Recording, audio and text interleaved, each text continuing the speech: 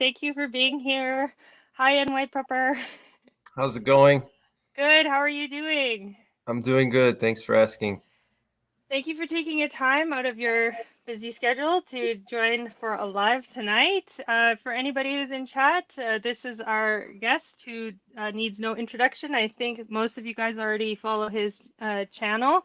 Um, but yeah, can you tell us a little bit about your channel for anyone who may not have seen it?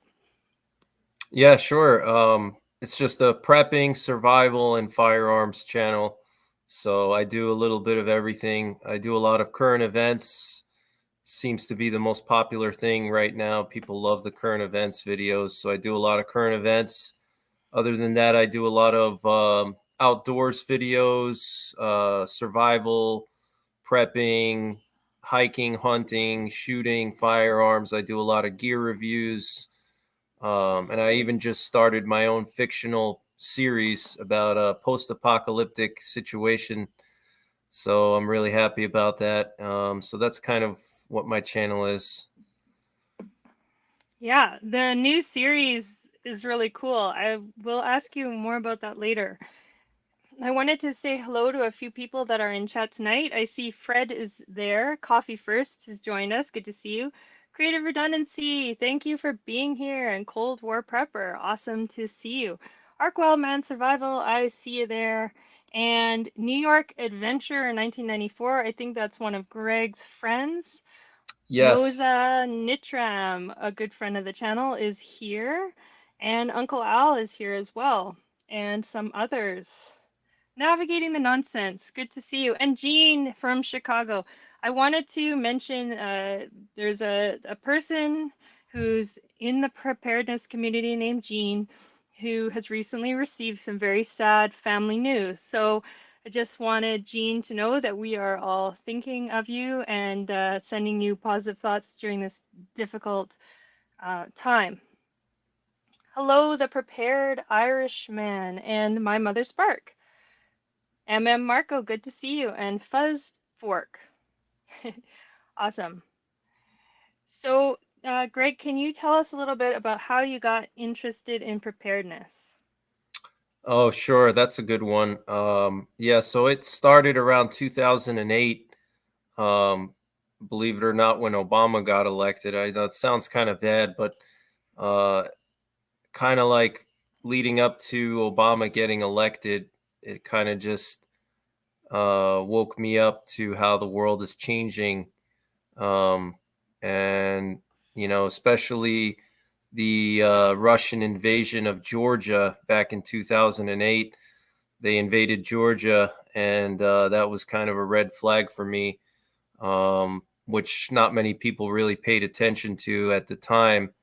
But I did because of my Eastern European heritage. So those were probably the two biggest things, and the financial collapse, financial system collapse in 2008. It just kind of showed how vulnerable we are to, just economic problems. So yeah, that was probably the biggest thing was, the economic collapse in 2008 and then all the geopolitical stuff going on around that time. And it kind of woke me up. And, I said to myself that I better start getting prepared. I was always kind of an outdoorsman, not kind of, I always was a big outdoorsman since I was very little. I loved being outside and hiking, hunting, fishing. So I always had a lot of skills that carry over into prepping, but I just never like stockpiled cans of food or stockpiled thousands of rounds of ammo. I never did that. So then I started thinking about that. I started thinking more about like tactical stuff and security and things like that. So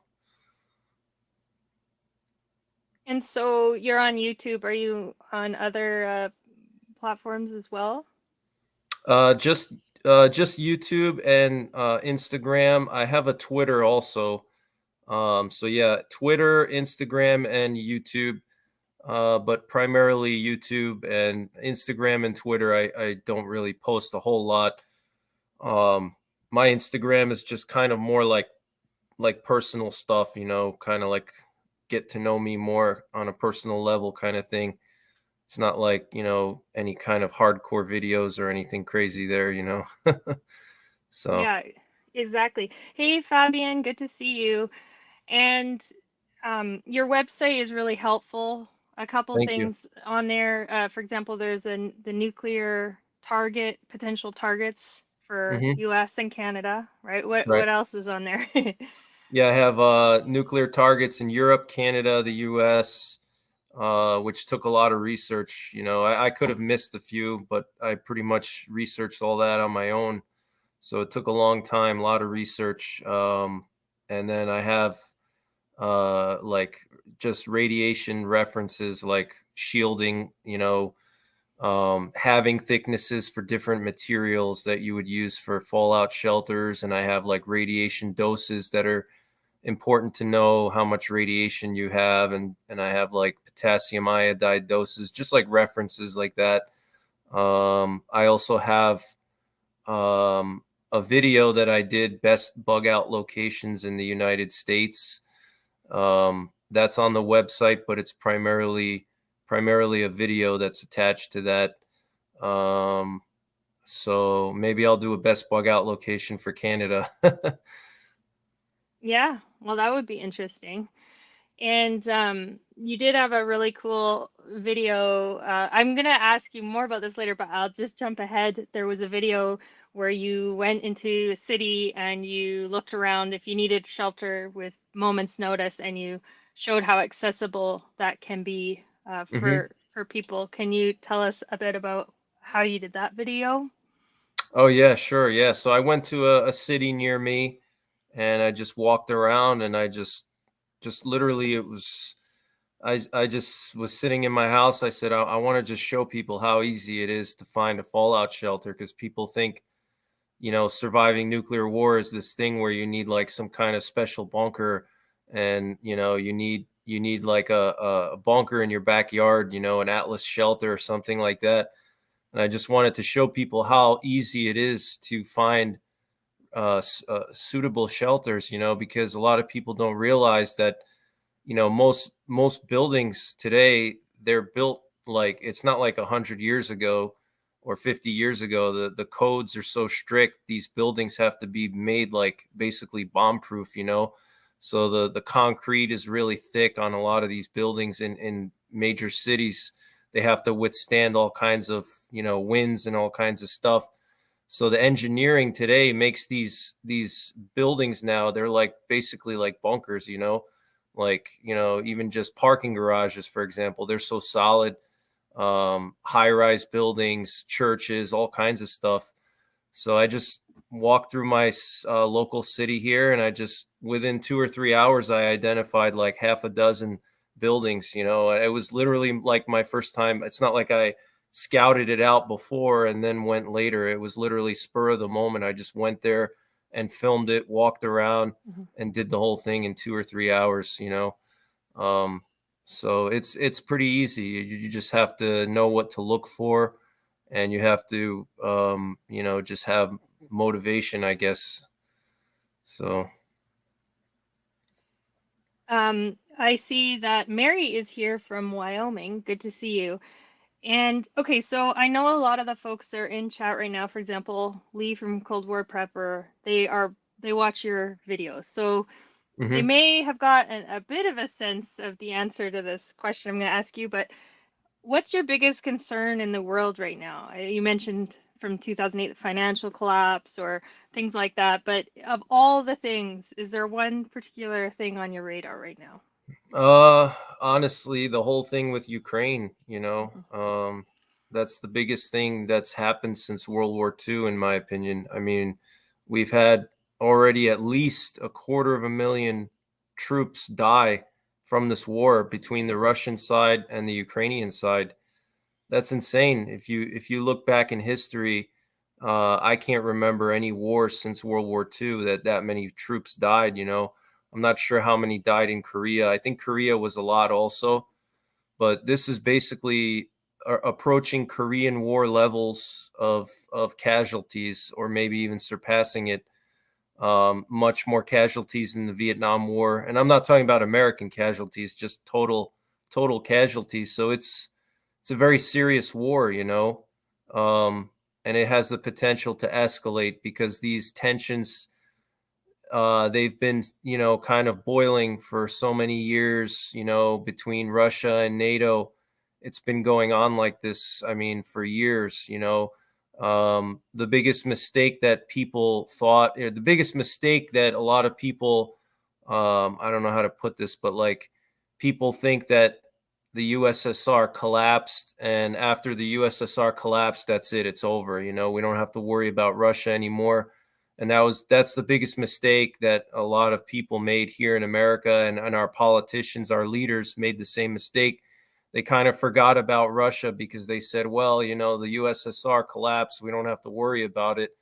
But just because the USSR collapsed doesn't mean anything. I mean, as you see, the people that were in control during the USSR, they're still in control now.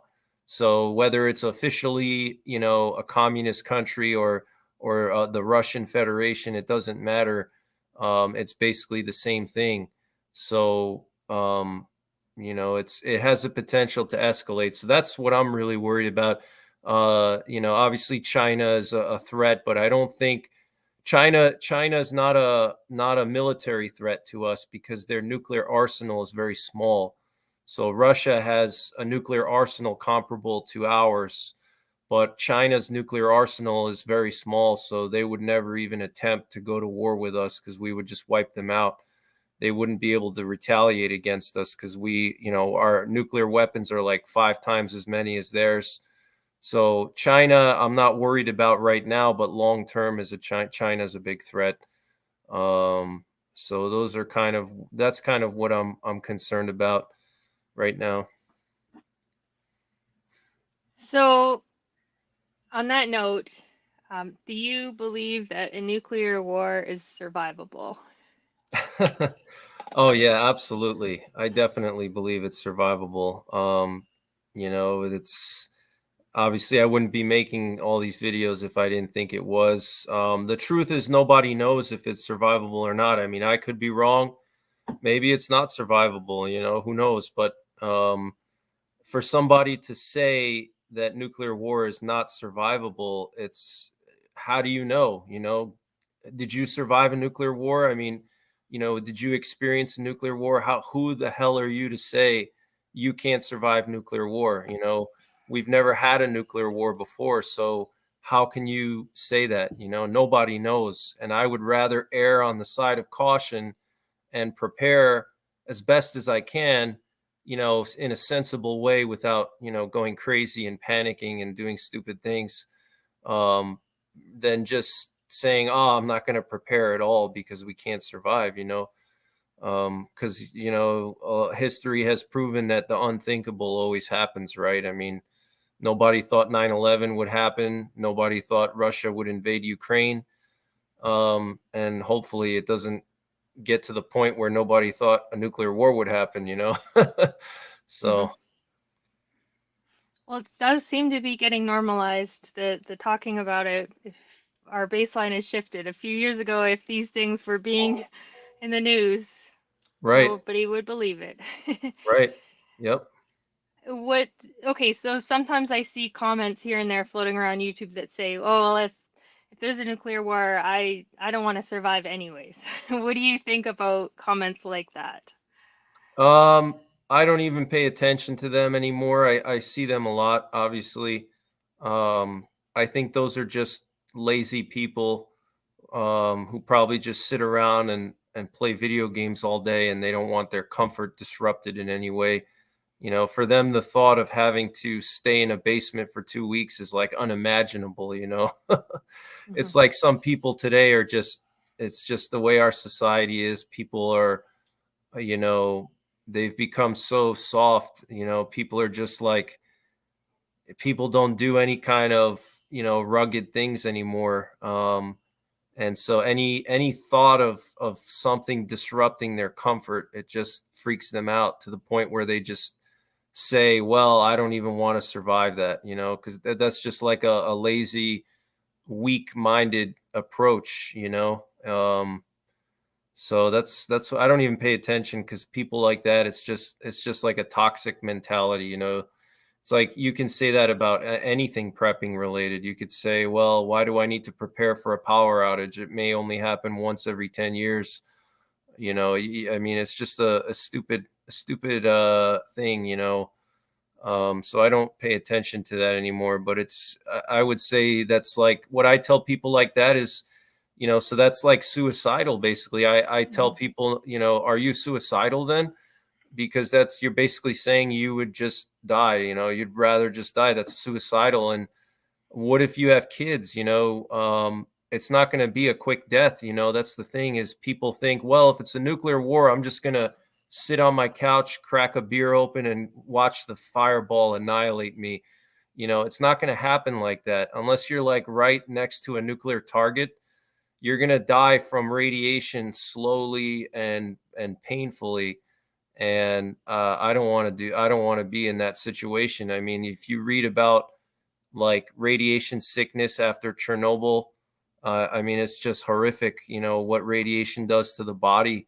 Your skin literally just rots off your body and falls off, and you just, for like a month or two, you just suffer and then you die. Do you want to have your kids go through something like that because you were too lazy to prepare? So that's kind of my mentality.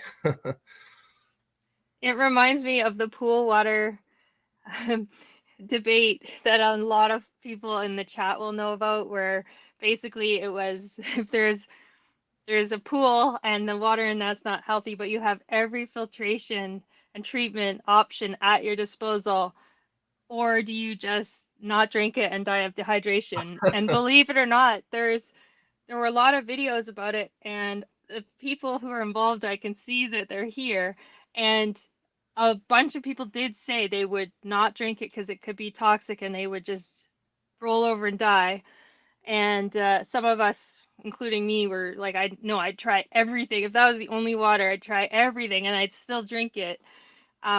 Because, but these are all hypotheticals. But I think when people are in that situation, there's the human need to fight and to well, one of the three P's, right? Persevere. Yes, that's right. Yeah.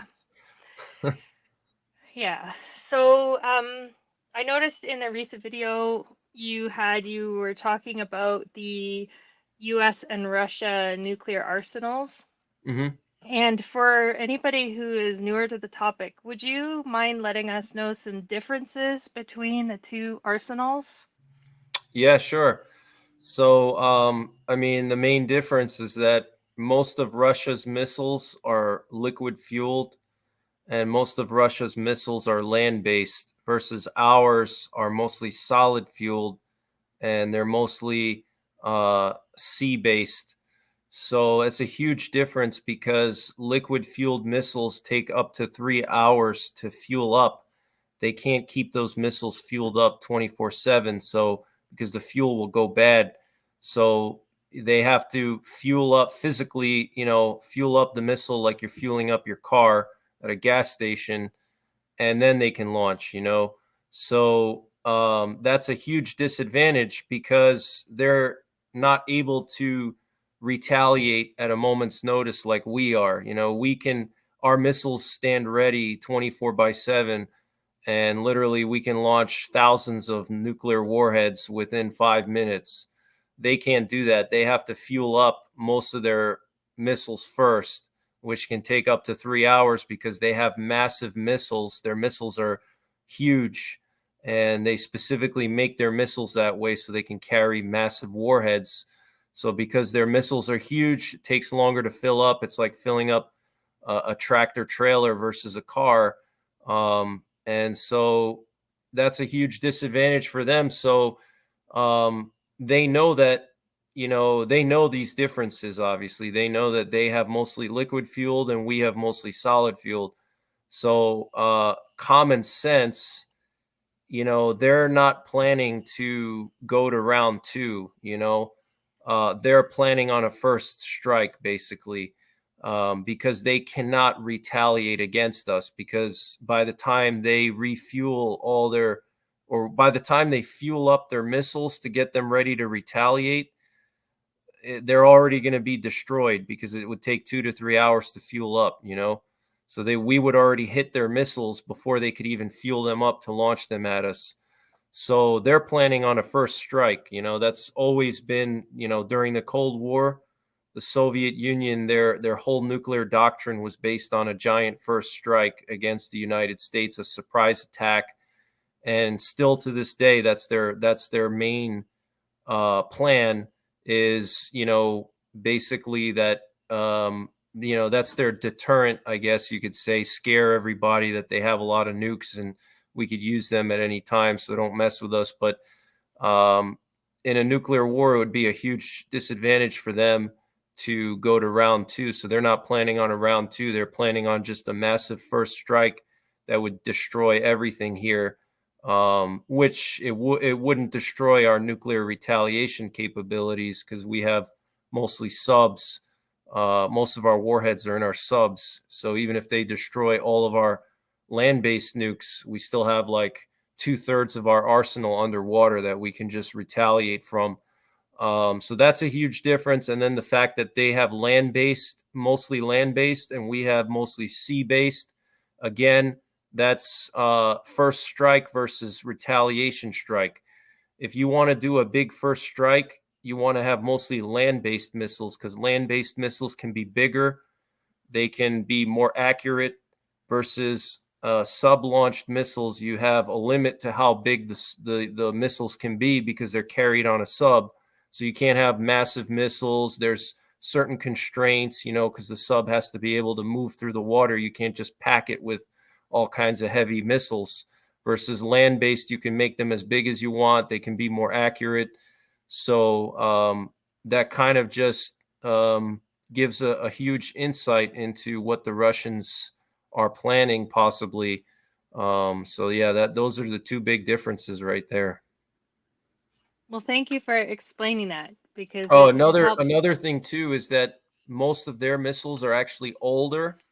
They have a lot of missiles left over from the Cold War. A lot of people don't know that, but Russia is still in the process of modernizing their nuclear forces.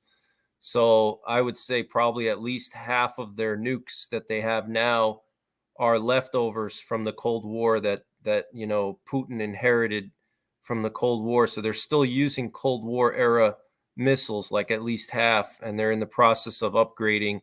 Versus all of our missiles that we have are since like the 90s. They're new. So we have more modern missiles that are more accurate than theirs. So that's a big difference as well. Thank you. That helps. That helps with the understanding of things to hear you explain that. You do talk about the military aircraft paths sometime. Is that something you've always watched? And what is the current paths that you're seeing tell us about the war situation? Yeah, I've been watching them for a couple of years. And just, since like before this war started, going back to last year, like this time last year, um, I just noticed a huge increase in the amount of nuclear forces related planes in the air. The nuclear war command and control planes, especially the Takamo planes, they're called. And those are the planes that the military uses to communicate with subs that are submerged underwater. And they can issue the launch codes through those planes to the subs. If the president does decide to launch nukes at Russia, they would use those planes to send uh, radio signals to the subs that are underwater, especially if there's an actual nuclear war. A lot of the land-based, radios and communications would be destroyed by Russian missiles. So those planes are critical for force direction and for attack options and launch codes. And so we've been seeing a lot of those planes in the last year, since just right before the war started in Ukraine. There's probably been like 2 of them in the air every single day. which doesn't sound like a lot, oh, it's just 2 planes, but those planes are highly advanced and they're very expensive. They don't have like hundreds and hundreds of them. So for them to actually commit to using 2 of these planes round the clock every day, that's a lot of mileage on these planes that they're going to have to eventually replace. So they're not doing that for no reason. They're not putting wear and tear on their forces for no reason. So those planes in particular, I've seen them a lot. And lately, in the last couple of months, just like I would say in the last 3 months or so, they've been doing what I like to call wartime paths. And what that means is, these nuclear war command and control planes, they have a 5 mile long antenna that they deploy. And it's just a really long antenna. And they use that antenna to communicate with the subs.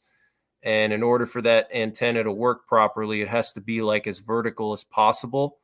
So in order to get it vertical, they have to fly in loops, like if you imagine like if you have like something like you're on a boat in a lake, and you have like, something like an anchor behind you, and you're going on the boat, and if you're just going straight with the boat, the anchor is just going to be kind of like parallel, because you're dragging it through the water. But when you start to do loops, the anchor is going to be like kind of more up and down.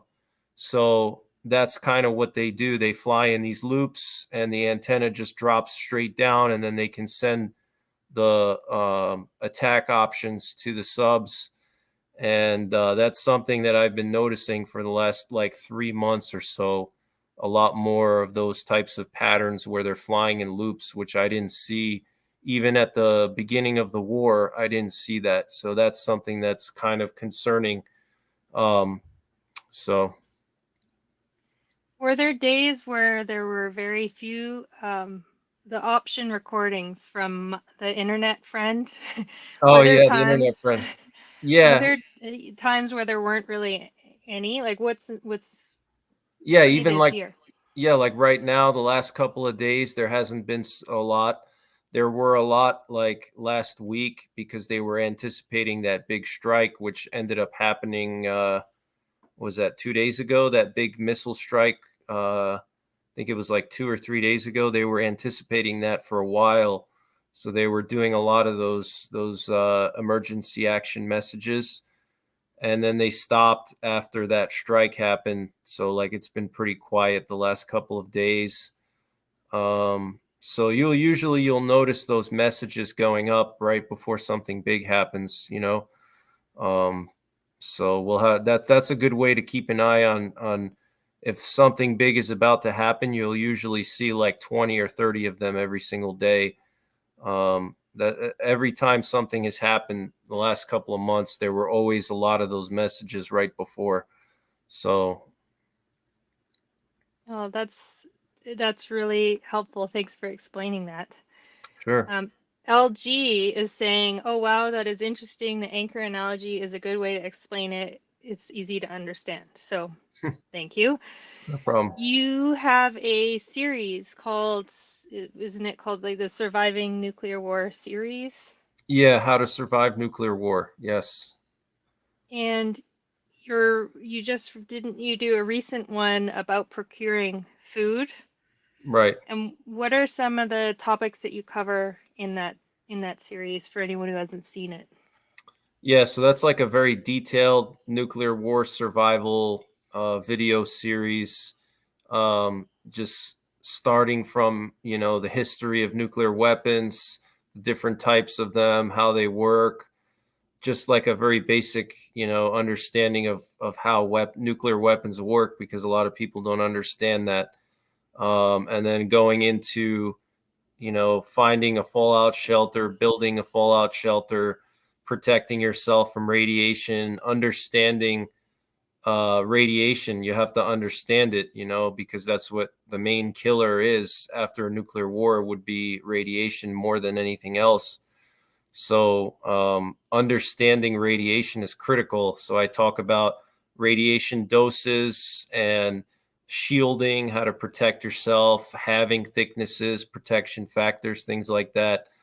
And then I go into food and water, and I still have to do a couple of more videos in that series. But yeah, the food and water video I did was, I had a lot of people asking me about, is it safe to drink water after a nuclear war? Or is it safe to like you shoot a deer that's been out there, is it safe to eat? So I talk about that in the video. It's pretty straightforward. It's not as complicated as people think. I think people overthink it too much, and because they see all kinds of stuff on TV and movies and stuff, and it's a lot simpler than people think. So don't overthink it. If you're prepping for nuclear war, number one rule is don't overthink it. The simplest thing is just find something underground and stay there for 2 weeks. The deeper underground, the better. Concrete, solid concrete buildings, stuff like that. So that's what I talk about in those videos. There's some really great videos lately that you've put out there. For example, the one that is the recording of a message that was a hypothetical message that people could get, for example, in the United States. Right. And that was, people should all go check out that video because it makes a person think immediately, what are they going to do? Yes, exactly. Yeah, it's kind of a shock factor video. It's funny. I lost like 50 subscribers after I posted that video because I guess some people couldn't handle it. They just got so freaked out by it. They're like, "Oh, I'm just gonna unsubscribe." But that's just the truth. The truth is that it's gonna happen when you're not ready, and you have to know what to do. So yeah, that's I still have that video on my channel. If people want to see it, it's there. So If somebody was concerned about the potential of a nuclear exchange, what, other than learning all this stuff and reading the books and everything, what is one thing that they could do right away to start getting prepared? yeah, the number one thing is you have to have a shelter. If you don't have a shelter, you're not going to make it in a nuclear war. So that's the most that's like the keystone of the whole thing. All your nuclear war prepping, it revolves around your shelter. If you don't have a shelter, you're not going to survive. That's what makes it different than other aspects of prepping. But what's good is that a lot of stuff that a lot of preppers do carry over into nuclear war prepping, because you're going to need water, you're going to need food, you're going to need medicine, you're going to need security. So those things, if you're already a prepper, you don't have to worry about. But what you do need to worry about is your shelter. Forget about gas masks, forget about hazmat suits and all that stuff. You're not gonna A gas mask is not gonna save you from ionizing radiation. A hazmat suit is not gonna save you from ionizing radiation. um it, you know all those things do is just minimize the exposure, and the dose that you receive, but it's not going to save you. The only thing that'll save you is a good solid shelter. So that would be the number one thing to focus on if you're just getting into nuclear war prepping, is finding a shelter. A suitable shelter is critical. A basement is the best case scenario. If you have a basement in your house, you're all set. All you need to do is just fortify it a little bit. If you're in a situation where you own your home and you're not a renter, then you can literally build a fallout shelter in your basement from concrete blocks, which doesn't really require a lot, just basic masonry skills. And if, let's say, you don't have a house with a basement, I get that all the time. People say, "Oh, there's no basements here. I live in Florida." There's other options. You just have to check out some of my videos, do a little research. Even if you don't have an underground structure, there's a lot of structures that are above ground that can still protect you, like a stone church, or some kind of high-rise building that's made of reinforced concrete, even though it has a lot of windows and stuff, because there's so many floors. Like, let's say you have like a building that has like 50 floors or even 20 floors. If you're on like the 10th floor of like a 20 floor building, you're so far away from the radiation, it's not going to affect you, because radiation breaks down by distance, time, and shielding. So those are the three things that'll protect you: distance, time, and shielding. And when it comes to distance, you have the inverse square law. So, to simplify it, basically, as you put distance between yourself and a radiation source, the radiation intensity it reduces tremendously. You don't have to go, for example, like Chernobyl has like lethal amounts of radiation right close to the nuclear plant where the meltdown occurred.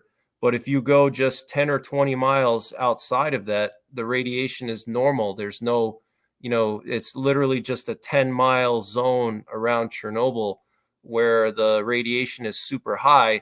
But if you're 20 miles or 30 miles, the radiation is normal, so it's the same thing in a nuclear war.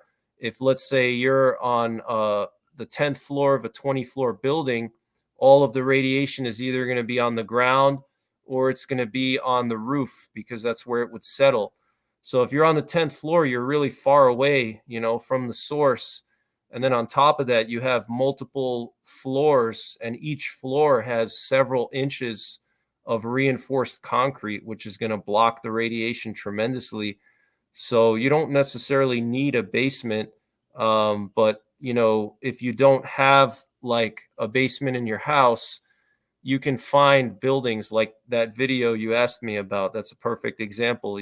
People can watch that video, and I literally go through like a small city and I just find like half a dozen buildings that would be good. If you're a renter and you live in like a city, I'm sure you have a basement, down in where you do your laundry and stuff like that. That's an excellent area. Or maybe an underground parking garage, or a subway or something like that. Those are all excellent areas. It's not going to be super comfortable, but you're going to survive. So. So in those places you're describing, and I know that the best answer is for people to go watch the videos, but how long could one expect to be in that spot? Yeah, the general rule of thumb is 2 weeks. But it also depends on, what fallout contour you're in. So if you're very close to a nuclear war target and you're downwind of it, and, right after the bombs go off, the wind blows all that radiation to you, and you're pretty close, like within 100 miles or so, you're going to get massive amounts of radiation. So you're going to have to shelter longer than somebody who's 500 miles away. So it varies, but general rule of thumb is 2 weeks. But usually, if we're talking about like low to moderate levels of radiation, even just after the first like 2 days, the radiation will subside tremendously. And that's not just my own, redneck science. That's based on the 7-10 rule, which is for every factor of 7 in time, the radiation is reduced by a factor of 10. So, for example, the first 2 days after the fallout lands, the radiation would subside by 2 factors of 10. So that means the radiation would be 100 times less after just 2 days. And then after 2 weeks, it would be 1,000 times less. So just knowing that, literally the first 2 days are the most critical. That's when the radiation is going to be so high that if you're outside for just 5 minutes in some areas, you'll get a lethal dose. But after the first 2 days, it breaks down tremendously. But, general rule of thumb is 2 weeks. Some places you may have to stay 3 weeks, even if you're like in a very heavy fallout contour. That makes sense. Thank you for explaining that. Yeah, I sure. see that Old Mutt, our good friend Old Mutt, has mentioned sandbags are a fast fix along with cement block. And I've seen in your video where you showed some of what you have planned, I believe you did have sandbags. What are your plans? What would your plans be for your sandbags? Yeah, so sandbags are excellent. If you can stockpile solid blocks, that's even better because you don't have to fill them up. And then even better than that is if you are in a situation where you can actually make a permanent shelter out of those blocks. But sandbags are very good as long as they're wide enough. They have to be like usually 18 inches wide, and then you'll get like 4 or 5 halving thicknesses. So that's going to reduce the radiation by like 95% on what's outside of the sandbag. So if you're already in your basement, let's say you have basement in your house like I do, I'm already getting a protection factor of 10. So I'm already reducing the radiation 90% by just sitting here in the basement. And if that's not enough, then I can stack up some sandbags in the corner and make like a little igloo or something like that, just to temporarily have extra protection. But yeah, basically, um, you don't have to keep the sandbags filled as long as you have dirt in your backyard, because fallout would take a couple of hours to land, depending on how close you are to the targets. Fallout would take a few hours. So you'll have a few hours to prepare everything, and you just basically take a shovel and fill up the sandbags, stack them up, make a shelter. There's different ways to do it. I go over it in my videos. Mhm. There's all different kinds of ways to do that. You just improvise something, but that's basically how I would do it. So That makes sense. Thank you. Hudson Valley Prepping and Survival is here and mentioned the Dark Winter series. So you've done two of those so far, yes, right? that's correct. Yep. So if anyone hasn't seen them, will you please tell them what that is? It's just a fictional series that I'm doing about surviving a nuclear war, basically. And there'll be some plot twists as I get further into it. So it's not just going to be, surviving nuclear war. There'll be some other interesting things that happen. But basically, I always had like a creative side of me, and so I thought, why not combine that with prepping and make something that's educational and entertaining at the same time.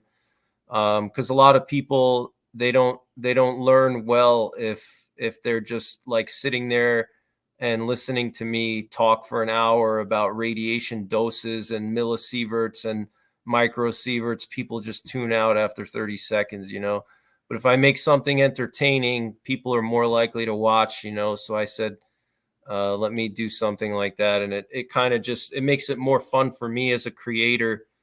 It's just more fun to kind of create this fictional thing, and I can make it whatever I want. It's kind of something different. So yeah, it's just about surviving nuclear war and how I survive it, and then there's other plot twists that are going to happen from there. So